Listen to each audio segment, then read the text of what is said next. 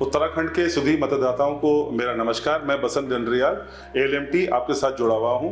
साथियों, जैसा कि आपको ज्ञात होगा कि इस वक्त में एसआईआर का द्वितीय चरण शुरू हो चुका है, जो 14 जुलाई से और 15 सितंबर तक चलना है। साथियों, इस दरमियान 14 जुलाई से लेकर और 13 अगस्त तक मतदाता अपनी आपत्तियां और दावे दाखिल कर सकते हैं। उसके उपरांत इस पर सुनवाइयां ईसीआई द्वारा की जानी है। साथियों, अब आता है मुख्य प्रश्न कि किन किन लोगों को, किन किन मतदाताओं को नोटिस जारी किए जाएंगे। साथियों, इस हेतु स्पष्ट है कि दो प्रकार के मतदाताओं को नोटिस जारी किए जा रहे हैं।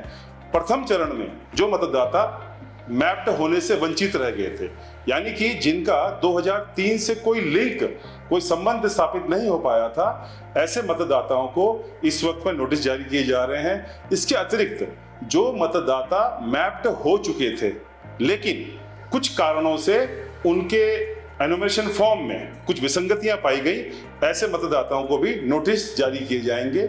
जैसे कि ईसीआई सॉफ्टवेयर द्वारा 7 प्रकार की विसंगतियां मतदाताओं के एनुमरेशन फॉर्म में पाई गई हैं। मैं इन 7 प्रकार की विसंगतियों का एक एक करके आपको उल्लेख कर देता हूं। प्रथम प्रकार की विसंगति है मतदाताओं के नाम से संबंधित। यदि मतदाता का नाम अभी और 2003 जहां से उसको मैप किया गया है, स्वयं द्वारा मैप किया गया है, यदि उसमें कोई विसंगति पाई गई सॉफ्टवेयर द्वारा, तो उसको लिए नोटिस जनरेट हो रहे हैं।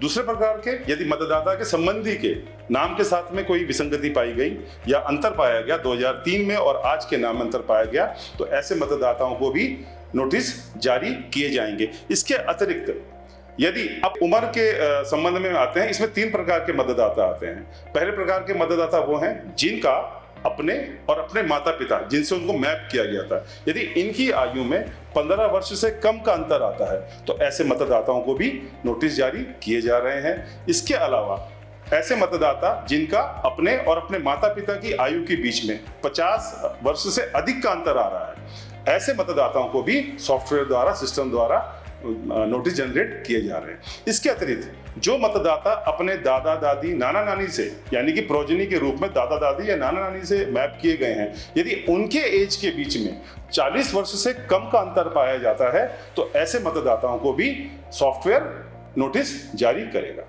इसके अतिरिक्त अब आते हैं हम भाई बहनों पर। यदि सॉफ्टवेयर द्वारा यह पाया जाता है कि किसी भाई बहन की एज के डिफरेंस में 9 माह से कम का अंतर है, तो ऐसे मतदाताओं को भी नोटिस जनरेट होंगे। इसके अलावा एक प्रोजेनी के रूप में 6 से अधिक मतदाताओं को जिसके साथ मैप किया गया हो, ऐसे मतदाताओं को भी सॉफ्टवेयर द्वारा नोटिस जारी किए जा रहे हैं। साथियों, और इसके अतिरिक्त जैसे कि आपको पता होगा, जो लोग पिछले 2003 से मैप्ड रहने से वंचित रह गए हों, जो नो लिंक जिनका पाया गया, और ऐसे ही भी मतदाताओं को नोटिस जारी किए जाएंगे। धन्यवाद।